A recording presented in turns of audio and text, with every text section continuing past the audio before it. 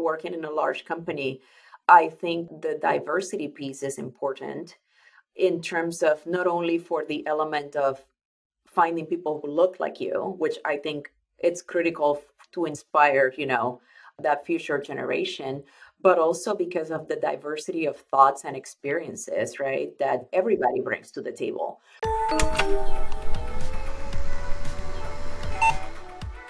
Welcome, everybody. My name is Haresh Singhani. This is Conversations with Haresh. We'll be talking to people of varied backgrounds, covering various topics. I'm very excited to be able to share these with you. The goal is to increase curiosity and empathy amongst all of us to help us grow professionally and personally at all levels. And of course, we also want to make sure that this is fun. So thank you again, and we'll look forward to having you. Hi, Shakira. Welcome. Welcome to our podcast. How are you? Good. How are you? Thanks for having me.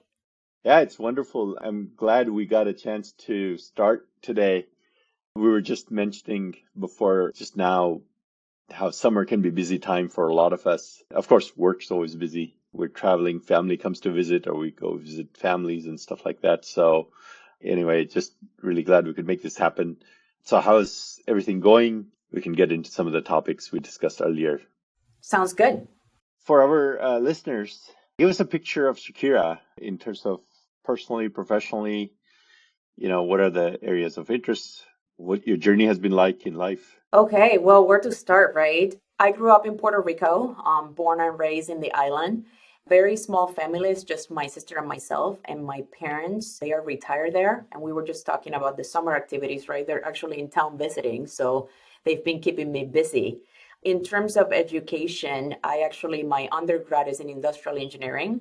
So I went to University of Puerto Rico in Mayagüez. From there, after graduating, I ended up working in the pharma industry very early in my career in pharmaceutical as a production manager right out of college. And maybe we get to talk a little bit more about that later on.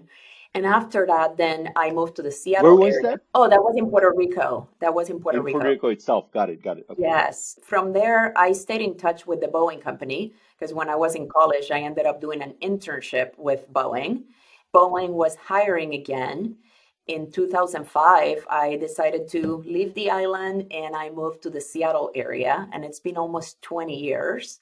Yeah, in the aerospace industry. That's where I am right now. So right now I am a vice president at the Boeing company. So it's been quite a journey in terms of the education, the engineering background, transitioning through different aspects, right? Since I no longer work necessarily in the engineering field, and spending almost 20 years. Time flies at the Boeing company. Yeah, 20 years. I guess for Boeing, there's probably a lot of people even longer than that, right? I'm Oh, guessing. absolutely. Mhm. You can build a career here. It's definitely a great place to work. Mhm. Yeah. Wow. So going back to your earlier journey, when you started working, you said you were a production manager in a pharma manufacturing facility in Puerto Rico. What was the company making? Was it just like drugs, like pills or something? Yes, pharmaceutical. And it was looking back, right, when I think about that experience, I look at it now as a gift. Probably back then I didn't look at it that way. And the reason why I say that is, and we were having some discussions around leadership earlier, right? Coming out of college with very limited experience, right? Only internship, co-ops, that kind of thing. I felt like an opportunity was given to me to enter management, right? And being able to start my leadership journey, if you will, with very limited experience, right? So I was responsible for second shift operations with very limited support, right? Support functions. I had to learn very quickly how to think on my feet, how to make decisions, think quickly, right? And then also how to bring the team along and start developing those leadership skills very, very early in my career. So I feel like it built a very good foundation. And I will always be grateful for that opportunity to help me right where I am today. Yeah, I mean, it's like our childhood, right? Those experiences form us or have an outsized influence on who we become, right? Mhm. Because you're a sponge and you're so impressionable at that point in life. And so in some ways, our junior roles right out of college can be also formational, I suppose. But even going back, I'm curious what got you interested in industrial engineering to begin with, right? Because I don't know how many people study it, especially nowadays. People are so enamored, or a lot of the media and the press is all about, AI and computers and Hmm. right. So, and of course, medicine has always been an interesting career choice, maybe law, maybe business, and engineering in general, of course, is always popular. But industrial engineering, I'm curious how, you were drawn to that domain or field. Yeah, so interesting that you say that because I remember growing up, I didn't know what I wanted to do, right? Several things came to mind, and I ended up doing one of those tests where you can assess your capabilities and what areas you're strong. I was always very good in math and science. Then from there, some of the areas that match those skills, engineering was one of them. So I started actually in electrical engineering. And then from there, I ended up transitioning to industrial engineering. I just felt that it was a better fit for me. And just, I think part of what was attractive to me of that field is the variety of areas that you can touch, right? Yeah, The supply chain aspect of it, right? You can work like the facilities element, ergonomics. There's so many different elements. And especially the part that was very interesting to me and I probably enjoyed the most is the process improvement piece, right? Which then you can technically apply in a manufacturing environment. So I think that it wasn't necessarily, I wouldn't say it was by accident. It was more like, well, let me take a test and see where I can apply my skills, right? And then math and science, and then eventually ended up in the industrial engineering or IE field. Hmm. I see. I see. Yeah, it is very interdisciplinary. It's sometimes even hard to define, maybe. But I mean, there's some things that are core to it, right? Like process or manufacturing and process is there, but it overlaps with many other domains where, or also a lot of people that are probably specialists in other domains end up in industrial engineering Hmm. as well because it is such a interdisciplinary discipline. Wow. How is that domain evolved? I guess if I may take a somewhat of a tangent. Every domain has been transformed through technology, right? For not just last necessarily 20 years, but take however many decades we want to go back, 10, 20, 30, 40, 50, right? I studied electrical engineering and that's changed, right? Like how circuits are made or designed, I should say, Hmm. is different than how they used to be designed 30, 40 years ago. Software has gotten a lot better, right? If that's one of the core components of electrical engineering, if you consider that, right? And power engineering and so on. Everything has evolved quite a bit. Of course, education, how you learn these things have evolved quite a bit. So I'm curious, I'm assuming you're probably in touch with universities and programs Hmm. that teach industrial engineering. And I don't know if you're doing that in Puerto Rico or other universities. How has that evolved, and what do you see as the promise or the potential that is going to be realized even more in the future in this domain and this field, and what makes this exciting for the newcomers? Yeah, that's a good point. And actually, I do stay in touch and try to stay connected with the community and giving back, right? I actually stay in touch with UPRM, trying to collaborate and especially as part of an industry advisory board. So definitely, you're absolutely correct. And I'm no expert in the field anymore, right? But the profession, I think, has evolved quite a bit. When I think about, and now I'm going to age myself, time studies, right? It used to be something that industrial engineers did all the time. And when you think about the technology, right, on how do you actually measure a process today, it's completely different. There's a lot of simulation, right? It was just that concept was just starting when I went to college, right? And I think it's such a critical component of the field now in terms of the value that they can add and the things that they can model and they can simulate now, right? Simply electronically using a lot of the tools that are available for students right now. So I think a lot of less manual, right, type of activity and a lot has evolved. But when I think about the application in a manufacturing environment, that connection to the product and for our industrial engineers to be on the floor, on the ground, working closely with the individuals who are building products, that in my view, it's priceless, right? And I think that that connection and really understanding and getting input from the users, it's something that in my view should never go away, right? Of Regardless of course, how of much course. you can Yeah, model yeah, electronically, if you will. yeah, absolutely. Our team has been working with a modeling team at the Gates Foundation for a long time. And that particular domain is very different from industrial engineering or manufacturing, right? That team happens to model infectious disease transmission, Mhm. right? But modeling is a very similar exercise almost in any domain, right? And we're working with some clients that actually have solutions for modeling risk for banks. And so it's kind of interesting. Over time, it sounds like modeling capabilities are getting better and better, right? Because the compute is there, data is there, and everything is there. And then we sometimes, in some cases, we know the rules, the physical rules and the other rules that actually dictate the reality of whatever phenomenon or process that you're trying to model. But there's no substitute for the actual experience, right? Mhm. You have to go do it, or you have to measure the real process, the actual process, right? Not just what you've been modeling. And in some ways, that's true for disease eradication or treating disease. And then if you get into the human stuff, like in a way, this podcast is kind of a one step removed experience, right? The real experience is when the people are in the room and talking face to face. And so we're one step removed. But I was just reading about Zuckerberg coming up talking about his holo glasses or something. And he said it'll be real when you're interacting with somebody even remotely. So I think modeling certainly has a place, but there's no substitute for real world, real process, real customers, real feedback, real happiness or real pain, right? It all has to That's kind of absolutely right. connect back and maybe talking about aging ourselves. I don't know if that bias towards that makes us tied to a certain generation, right? And I don't know if the current, set of youngsters are thinking about it differently. We'll see, I suppose. We'll see. What else are you involved in besides working with universities? Are you involved in other organizations elsewhere, whether having to do with, industrial engineering or other things in general? Besides the relationships with the universities, right? I try to support as much as possible the community in terms of supporting underrepresented groups, right?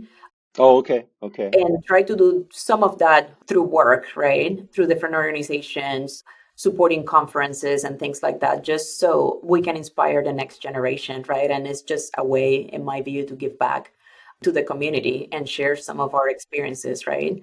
Especially when it comes down to careers in STEM, right? Of course. Of course. Looking at the new generation and how we can, I guess, educate in terms of the things that you could do, right, with a technical degree, right? So in my case, I actually ended up supplementing that with an MBA that I did later on in my career, right? Because I wanted to have a more grounded background, technical plus the business side.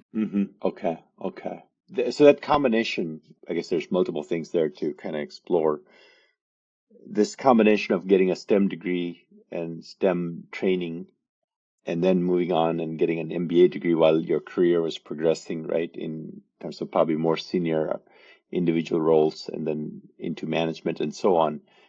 One of the questions actually that comes up from different people at different times, should I go get my MBA, right?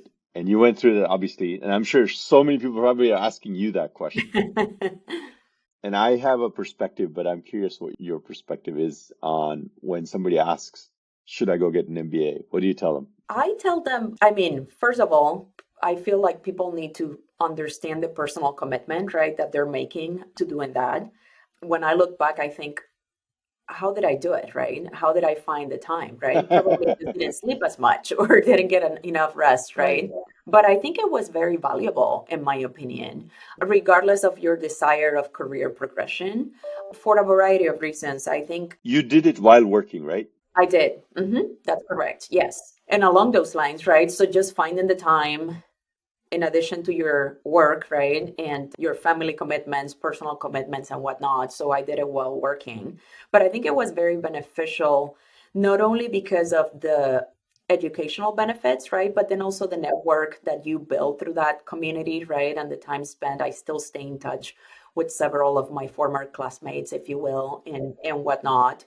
So I think just sharing different experiences, right? Really understanding and getting different perspectives from what the type of work that people do in other industries, right? In addition to that, of course, the educational experience that comes with and those benefits. So I think it was beneficial to me. So I highly recommend it. But and yes, you're correct. I do get the question quite a bit, and to me, the answer is just it's everybody's a little different. So it depends what they're trying to get out of that experience, right? If they're some people may be just checking the box, right? So they add something to their toolbox from an educational standpoint, and others may be looking to supplement, like in my case, I wanted to supplement the technical degree with the business acumen. I see. I see. Like when you go through a STEM program like industrial engineering or many other subdomains of STEM, there's specific knowledge that you pick up and you're like, oh, okay, I learned, maybe it's processes or maybe it's supply chain or something like that. And then you're like, that becomes kind of like your core picture of that domain, right? So when you went through the MBA program, did it enhance or how did it enhance your understanding of businesses, or what were the core principles that you picked up that have served you well ever since, that you may have heard of or you might have been vaguely exposed to before? I think a couple of things that come to mind, the financial element, right? Not necessarily how to build financial statements, but just understanding interpretation and whatnot. And then some of the classes that I took as well were some electives in leadership. So the human resources aspect, you could say, right? But the elements in terms of leadership growth, right?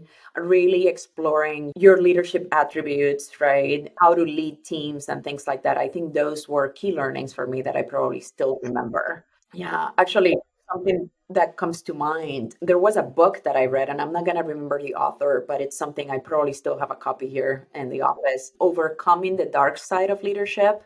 To me, that I still remember, and it was part of one of the classes that I took, just thinking about nobody's perfect, right? And we all have the different ways to learn.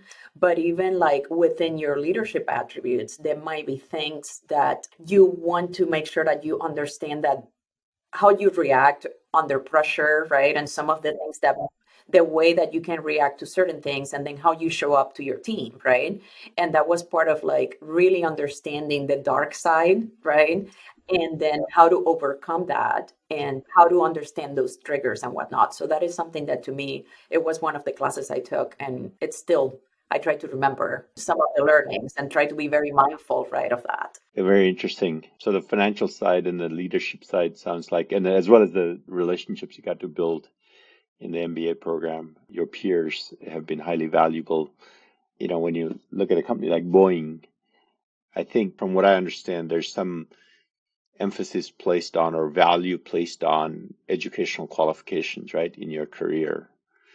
Like if you have a master's degree, I believe you might have more options or opportunities for promotion. I don't know if that's true or not, but that's kind of what I've seen or heard from the outside. Mhm. So I'm curious if there were any concrete ways in which you having the graduate degree helped you, be more ready or more qualified for promotions or opportunities inside the company. It depends on the position, just to clarify, right? Depending on what it's required from an educational perspective. In my case, actually, I don't know how beneficial it was, right? I see. Okay. I feel like at a point of your career, right, your experiences and the results, right, that you can deliver, the way that you lead your teams, I think that carries a large weight, right, on career progression. Again, Shakira's opinion. And then, but of course, the education is super critical, right, to lead a business, right, and to be able to lead a team. So I completely agree with that. And that is part of my response if they ask me, should I go do an MBA? I don't have an MBA, but I guess entrepreneurship has been an MBA of hard knocks, right? Because you're just like trying to sell different things, products, solutions, etc. And then, that whole exercise or the journey of gaining clients, especially with very limited track record and credibility initially to something teaches you all the pieces on the job, right? Many of those pieces come in an MBA. But it comes down to your point, your experience and your expertise and your overall experience is going to weigh more heavily, a lot more heavily in your promotion and on what opportunities are available to you at work, your current company or new companies and so on. So if that is your sole reason or big reason to go get an MBA, may not be. worth it, Hmm. right? But if you're looking at a personal transformation, you want to connect with people at a certain level or of a certain type, and then you want to gain understanding of businesses or certain things at a deeper level, maybe it is worth it. But for strictly for promotional purposes, I'd say that it's probably more important that you have the right experience, or you put yourself in a position of being able to gain the right experience and right growth so that you can keep doing it, I suppose. So I'm curious, and I know that there's a lot of press today, shifting gears a little bit, on Boeing and what's happening at Boeing, right? I'm just wondering what the mood is like in your teams as far as, people being motivated, and how do you keep them motivated? What is the vision, and how do you keep the team excited about what they're doing? Most of the times, right, us as middle managers often is like we just say, hey, here's the things we could do, focus on this. Hmm. The rest of it, it's happening. People are going to write about it in the newspapers, television. There's going to be interviews and stuff. But this is what we have to deliver as part of this vast team. And let's go do that, right? I'm going to ask a couple of questions to whatever extent you can give us an idea, just so that the audience has a maybe slightly better idea of the details. How big is the team? And then the second thing I'm curious about is how many people report to you directly? And then how you actually communicate and stay in touch with the whole organization. Yeah, so roughly 5,000 folks in the organization, not located throughout different states, if you will, with a very strong presence in the Puget Sound. My leadership team, right, is roughly six executives, and not everybody's located in the same place. So, in terms of, I think you were asking about how do we stay connected, right? So in my view, an operating rhythm to lead a large organization is super important. I try not to deviate from that, right? And what I mean by that is even if I am not in the office because I'm on PTO, business travel and whatnot, the team should carry on, right? And I think that it's, to me, has been very instrumental, regardless of the job that I've had. In every job is maintaining that cadence and that operating rhythm to make sure that we function. So in my view is even if I'm not around, right, the team will continue making progress, right? We know the key productive indicators that we have to look every day to determine, the health of the business and what actions we need to take. In the mornings every day, I have a way to communicate with my team, right? In terms of what happened the day before, right? Any help needed, anything that we need to reprioritize that day. So just that, especially when you have a team that is not co-located, right, in the same location, that communication, utilizing a lot of different tools. And I don't know if we can talk, about some of them, but I will just leave it without mentioning any brands, right? But a way to have a group chat where we can quickly send an action or a heads up or something like that. It's something that personally I utilize quite a bit with my leadership team. And then that way we can stay connected and flow down to the rest of the organization. How often do you do like all hands type of scenarios? Is that once a month, once a quarter, or? Yeah. With the management population, try to keep an operating rhythm where at least we can touch base quarterly, right?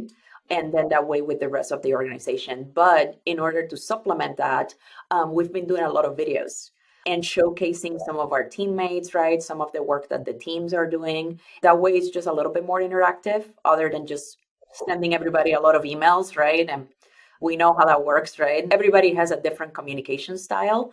So I try to utilize not only the email with messages, right? But we've been exploring videos, and videos when it's not only me talking, but having other guests, if you Of will, course, there as of well. course. Yeah, just try to make it a little bit more fun. Yeah, yeah, yeah. Sounds like. I mean, managing a large organization today or thousands of people organization today is probably much easier than 20, 30 years ago, right? Because now you have this opportunity to connect almost one-on-one with everybody, almost, right? I mean, Hmm. they know where to find you, they know how to message you and all this stuff, but you can also have a all hands through video and or recorded video and so on, but it's much easier.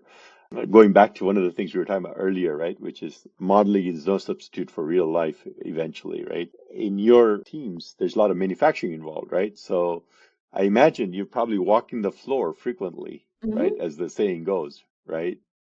So how has that served you well? Like, have there been opportunities or problems that you've discovered while literally walking the floor that you might not have otherwise? Oh, I totally agree. Yeah, absolutely. I try to make time to walk the floor for a variety of reasons, not only to connect with the teams, but also just because I just like to see our products every day, right?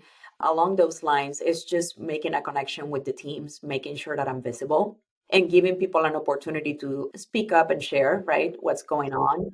And in a lot of cases, that's how you build relationships, right?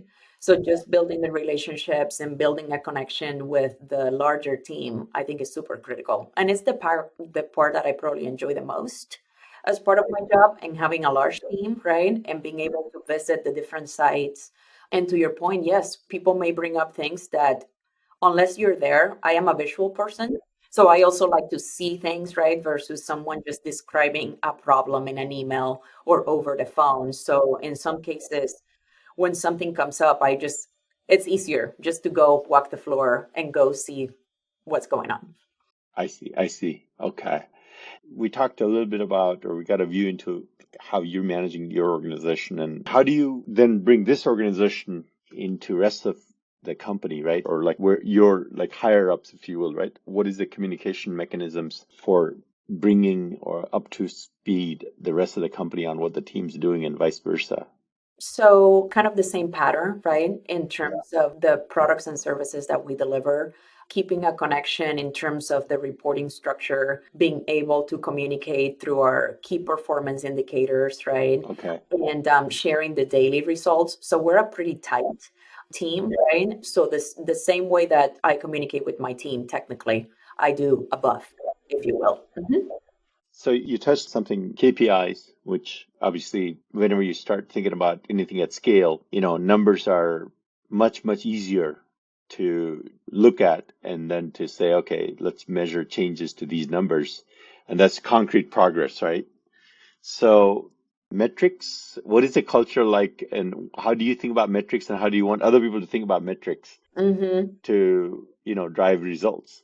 Yeah, well, I think it's important to measure, to have a baseline, right? And to measure progress, right? And to make sure that we have goals and goals that we can measure and that teams can relate to, right?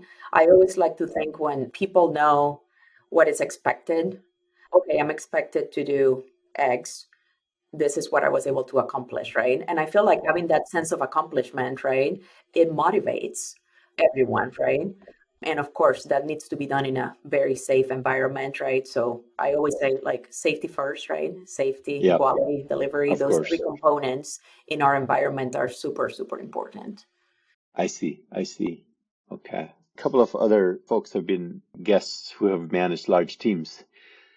And one of the things came up in some of those conversations was what kind of thinking or philosophy or attitude has enabled people who've grown in your teams to be able to achieve that growth over other attitudes or other attributes that people might have, right, in terms of who they are and what they bring to the table professionally. So, like, just to give you an example, in one of the conversations, the leader who was on the podcast, he was saying that in his career, and then he sees this in his organization, there are a lot of people who are like, oh, I want to work on the in thing or the sexiest thing. I want to work on this project or this this manufacturing line because it's using the newest techniques or the newest machines or whatever it may be, right? And then nobody wants to work on the old stuff, right?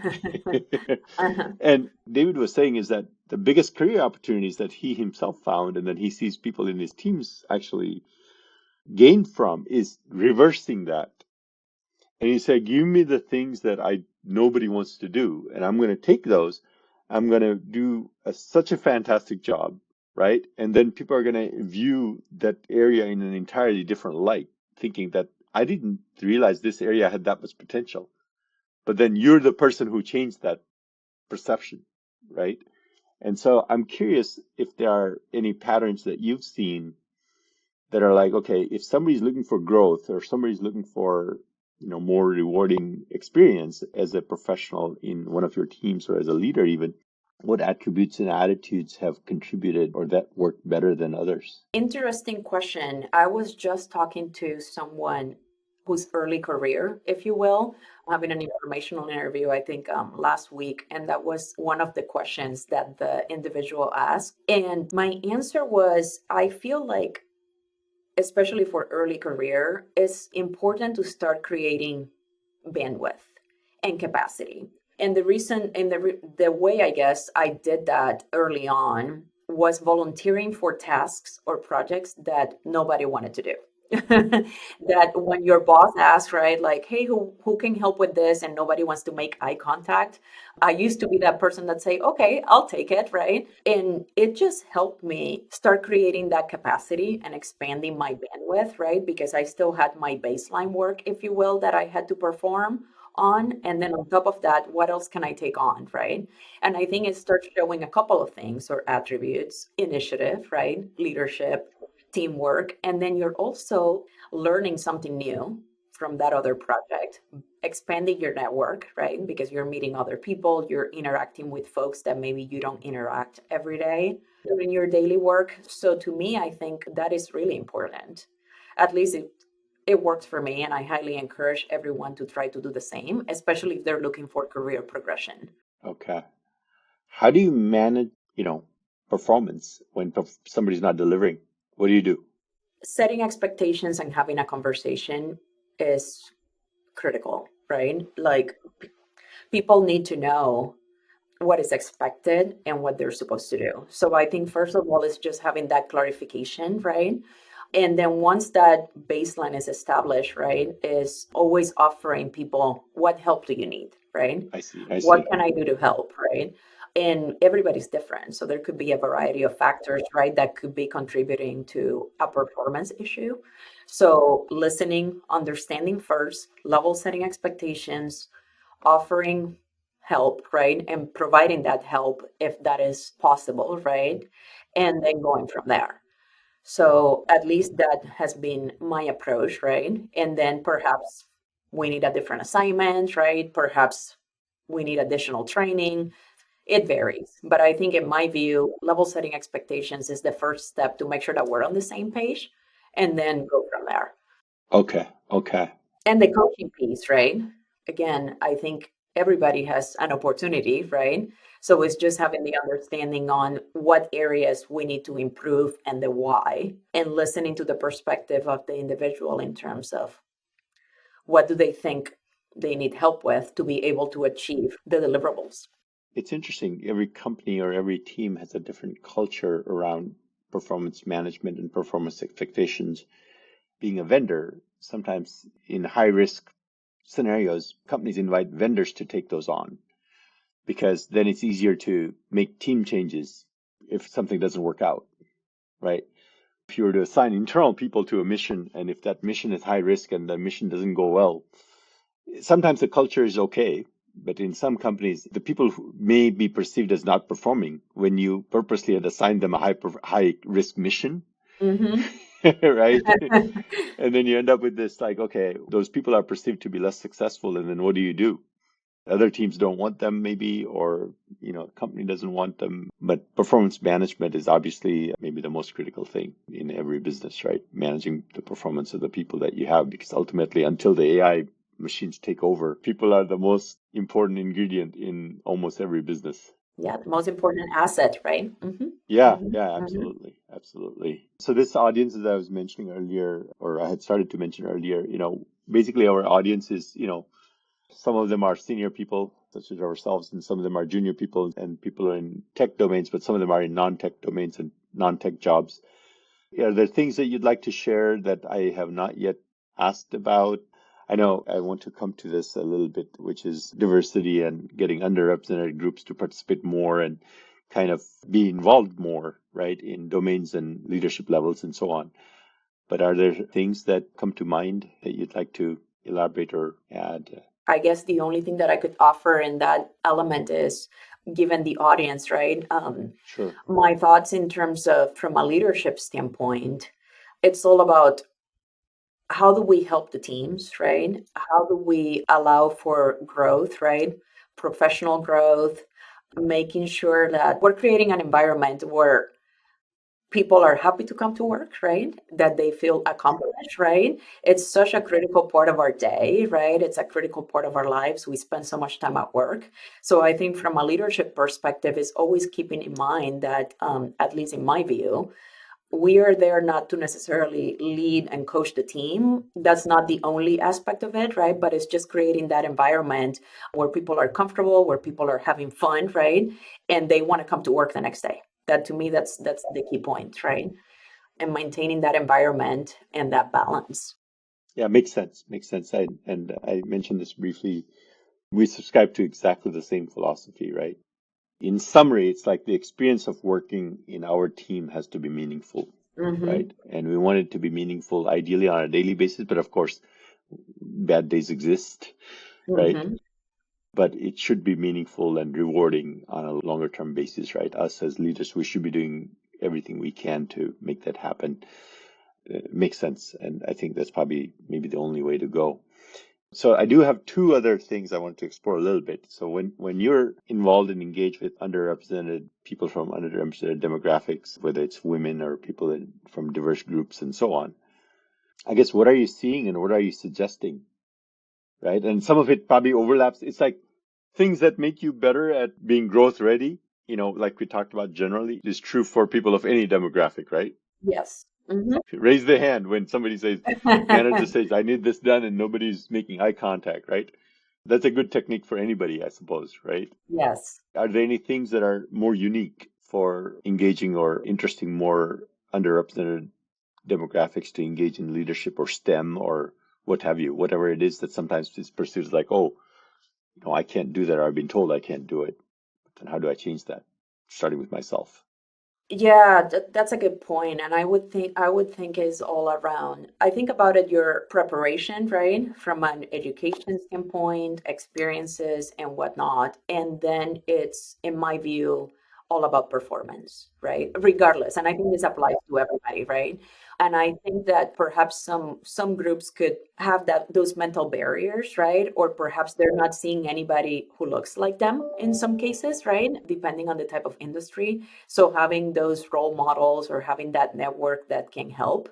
But at the end of the day, I think it's about your portfolio and your reputation and your performance, right? And I talk to a lot of groups and I always try to focus on it doesn't matter how much you're networking, right? Or how many mentors do you have. Your performance is going to be the first thing that it's going to speak for itself, right? So you have to be able to do your job, do a good job. And then you also have to showcase that, right? And making sure that you're building on those experiences, right? And applying for those jobs, right? If you were asking about career progression and whether or not I'm seeing something different, right? And in some groups, and I think perhaps is the overthinking. I will describe it that way. Like, am I prepared? Am I checking all the boxes, right?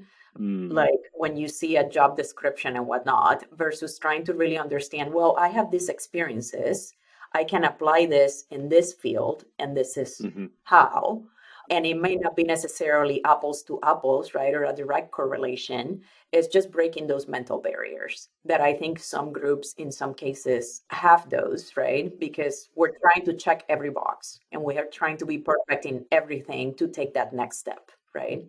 Instead of thinking about I've done A, B, C, and I have all these experiences that can be applied in this job, and this is how, right? And that's how then you have to showcase that when you get an opportunity to have an interview, right?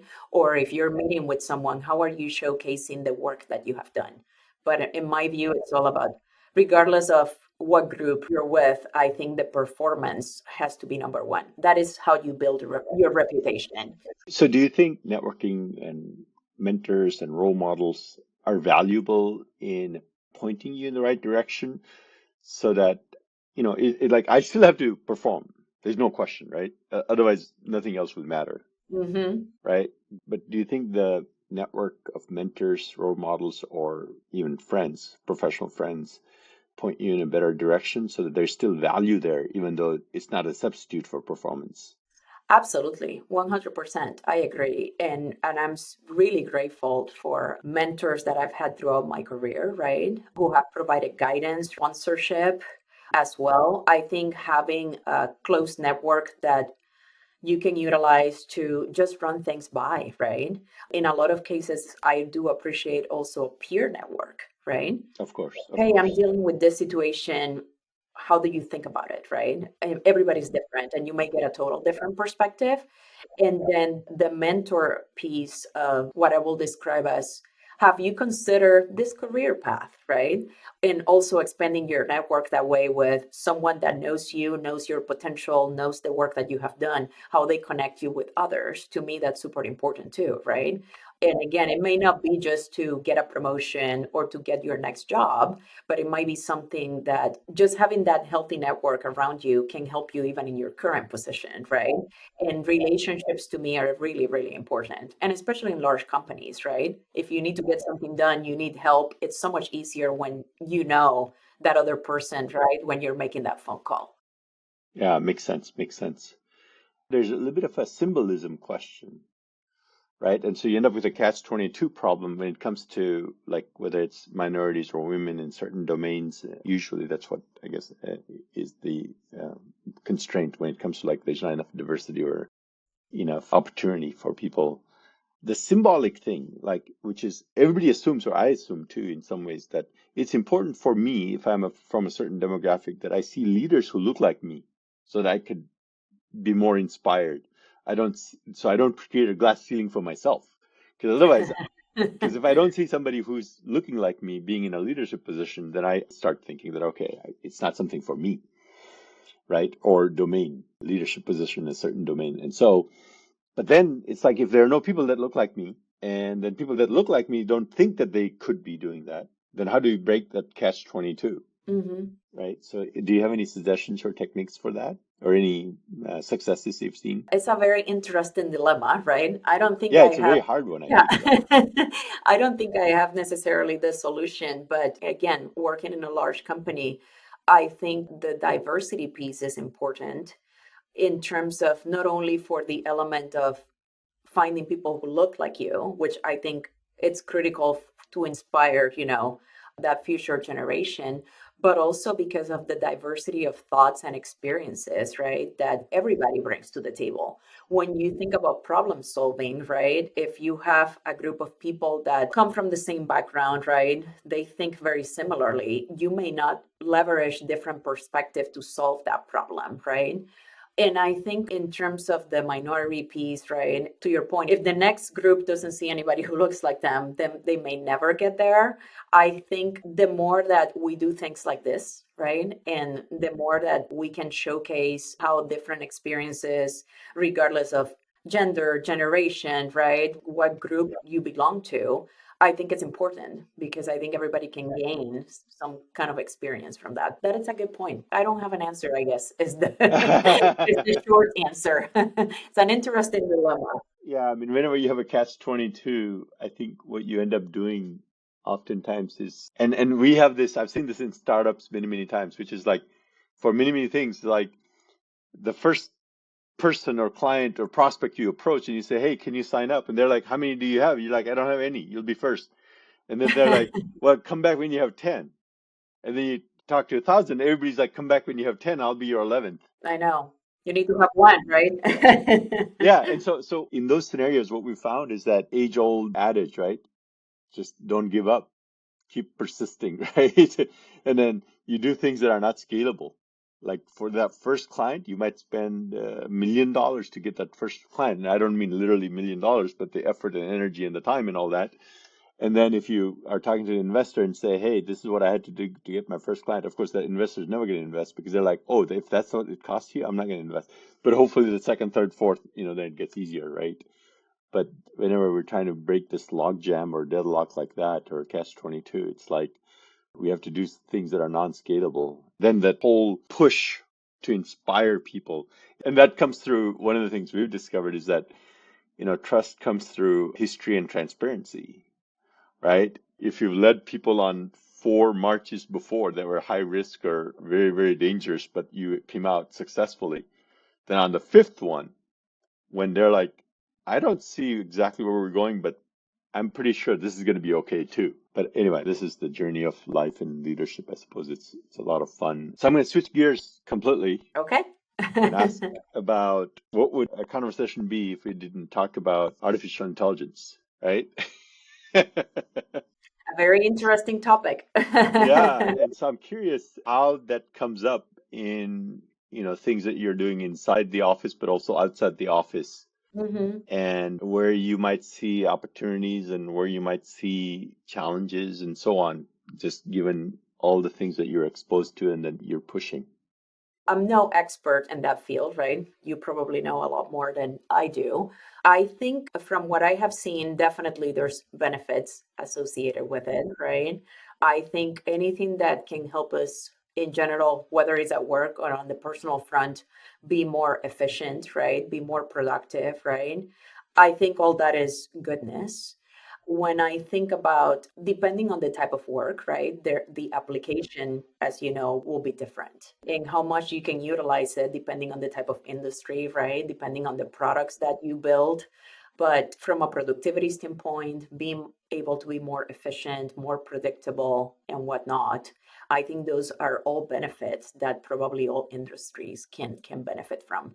Personally, in my line of work, I'm not heavily involved with it, but on the personal front, right? I mean, we can do a lot of things these days that are empowered by AI, Of right? course, of course, of course. It's a huge shift that's happening, right? Mm-hmm. Paradigm shift, as the saying goes. And none of the domains are going to be the same after as before, Mm-hmm. right? Absolutely. One of the things that comes up with all the enterprises and organizations that have a lot of proprietary data is how do you leverage these technologies while not having the data, I don't know what the right word is, abused or leaked or used in unexpected or unauthorized ways, right? And I don't know if that's something that comes up in your, everyday events. But a lot of AI platforms, they need data and they give data back, right? But then it's like if you're putting your data in a certain platform, how do you know that it's not actually going to help competitors? Exactly. Mm-hmm. And so there are probably your colleagues who are looking at some of these things for your organization, right? That's one of the things that I think a lot of enterprises are concerned about, or as far as how do you make artificial intelligence or how do you leverage artificial intelligence safely and appropriately for your purposes. Mm-hmm. So I think that's the bulk of what I had in mind for us. One of the things some of the earlier guests have wanted to do was to ask me questions. So if you have thoughts, go ahead. Actually, given what you just, since you brought up AI, and I know that you have exposure to a lot of leaders through this platform, right? Hmm. And even some of your previous experiences before the role that you're in, any thoughts on what will be the leadership attributes required to manage corporations that want to remain competitive, right? And stay fresh given the current environment, especially with the AI integration? Any thoughts on what that looks like? That's a big question. It probably beats all the questions I had. I have thoughts, obviously. That's not something I've thought about at that breadth, if you will, probably before this question. So I'll just kind of share what comes to mind now. I think some of the tried and true principles will hold, right? Flexibility, the ability to change, I don't think will be less valuable. It'll be more valuable, which is something that a corporate leader or a leader of any sort to be able to identify what the changes are that could be relevant and then to get there. Those two things have been valuable and they'll continue to be valuable. Maybe I'm starting the answer in reverse. What is not going to change? Exactly. Uh-huh. I think the ability to inspire people, I think that's not going to change. I don't know exactly how long, but we're a long ways before machines take over. And that's going to continue to, I think, be critical, which is how do you inspire people? Whenever you start managing people at scale, as much as you like to walk the floor, there are all these mechanisms, whatever platforms for group chats and all these things that are out there. Even at 500, forget 5,000 people, but even at 500, there's no way to touch anyone with any significant slice of time. You can't do it, right? Because even if you spend 1 hour a day talking to each individual, then that's 500 hours, right? In a year. So the ability to inspire will not be undervalued. It'll gain more value, right? And I think over time, the thing that a little bit counter, also, this is another thing that I think is not going to change, is that Just like we use phones and we use cars now, but you as a corporate leader, unless you're working for a phone company or a car company, you don't think about those things because those companies have solved the problem for you, right? You don't have to worry about how the car works, how the phone works. You just have to worry about how you use it. And so I think artificial intelligence is going to become more and more like that. And right now we're going through a process where artificial intelligence, like I have to be somewhat of an expert in artificial intelligence. I know our friends at Microsoft and Google and Amazon are going to say otherwise. They're like, no, you don't Mhm. need to know anything. I'll do everything for you. We still have to know something today as corporate leaders, right? Especially around how do I leverage that in my business? You know, I got all this data and I got these people and I got these competitors and I got the supply chain, all these things, right? So there's a time where we should probably get to know AI a little bit under the hood just because it's so new. The growing pains or growth steps, it's still maturing and it's not as mature as like a car or a phone, generally speaking, right? So we have to be aware of what's under the hood. But most of the times it's around privacy, data protection. I think is probably the most critical thing. So I think as a corporate executive, you need to be thinking about that a lot. And of course, we have our colleagues to rely on, right? Because we don't have to all become a data expert or how to encrypt data and all this stuff. And there's a whole bunch of people that will do that for us. I think the concept of privacy, ethics, which also have been there before, but they're going to get a lot more critical, right? I mean, the whole concept of privacy is just it's changing rapidly, right? And if you're talking to the next generation or the people, right? Like we have a 22-year-old daughter, right? And her concept of privacy is very different from the parents who are in their 50s. And then the ethics, I think, is really critical. And ethics and then the legal frameworks, right? So nowadays, like if I read 20 books and then I go write my own, but if I don't take anything verbatim, it's fine. But if I'm an artificial machine, I do the same thing, it's not fine. So I've touched on several things, but I think some things are going to be there where we should probably educate ourselves on the nuances of AI. But the other things I think will remain the same. The core pieces will remain the same. How do you work with people? How do you inspire people? How do you stay flexible? How do you stay smart to be able to identify the changes that are the right changes, not changes just for the sake of changes and so on, right? Another thing I say when people ask about leadership in general, I say, don't forget that it's like being a good writer. When people, if you ask people who are good writers and say, what makes for a good writer? Most of them eventually, if they don't say right away, it's like be a good reader, right? So to be a great leader, to start with being a good follower, right? Because then eventually when you do become a leader or in your leadership capacity, you'll be able to empathize with the followers, right? But if you just been so fixated on leadership and don't know what it's like to be a follower experience, then it's different. So I love the question. Yeah, anything else? Given that we're talking leadership, and again, I'm leveraging your platform and the network that you have, right? Any thoughts in terms of managing through a lot of corporations now, we have generational workforce, right? Any thoughts about navigating through that with all the different changes, right? We probably have the largest number, right, in terms of a split of different generations in the workforce today. Yeah, so I have a couple of techniques I try to use myself, and one of them is very expensive. And what I mean by that is that you should take every opportunity to spend time with all those generations. That'll enable you more to connect with them. But if I just say, oh, I want to learn how to manage 20-year-olds, Hmm. but I don't get an opportunity or I don't take the time to spend time with some 20-year-olds, which is very easy to do if you're managing 5,000 people, right? Because you're like, I mean, I'm just exaggerating. I don't know how many 20-year-olds you have, but there are 20, 25-year-olds and so on, right? People in certain decades of life. And so that's one thing. So take the opportunity to spend time with that age group, and that's personally and professionally. And then that leads to the second part, which is every generation. while we think we're different, I keep going back to how we're not different, right? So every generation cares about something. So find out what that is. And I had this long discussion with my daughter. I think we were on a ski trip. And one evening, my wife she decided to stay in the hotel. And then we took this stroll in one of the Alps in Zermatt, which is a village near Matterhorn in Switzerland. And then we found, of all places, McDonald's to go and have dinner at, right? And then Isha and I are talking, and then I was like, it's important. And she was a senior in college at the time. She hadn't graduated, now she's graduated. We were talking about, what are you going to do, and how do you? And we were talking about mentors. How do you get the right mentors? I said, so when you're young, it's learn and earn should be your objective, but prioritize learn above earn. Hopefully, both you'll get, but if you have to prioritize them, prioritize learn. And then she's like, oh, I don't know how to go find the right mentors because the things that I want to do, that I want to tackle, nobody's ever done before. And then I was like, wow, that's a challenge. But that's not true.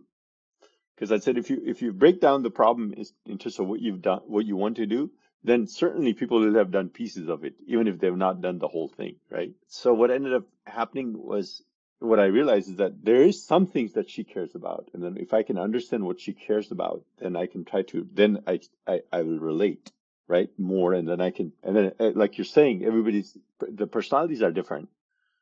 And so as a leader and as a leadership team, it's our job to reach every type of personality. And so that involves a lot of listening, a lot of adaptation, a lot of different channels of communication, written, verbal, video, all this stuff, right? And so it's very similar with the generations. Like one of the reasons we're doing this podcast and you and I are talking, at least from my side, is because certain age groups don't read books anymore. It turns out even the generations who used to read more books, they love the podcast too. There you go. But the podcasts were popularized or more demanded by the younger generations. I'm sorry, it was probably a longer answer, but these are exciting topics for me. No, I appreciate it. Yeah, thank These you are for your exciting perspective. conversations for me.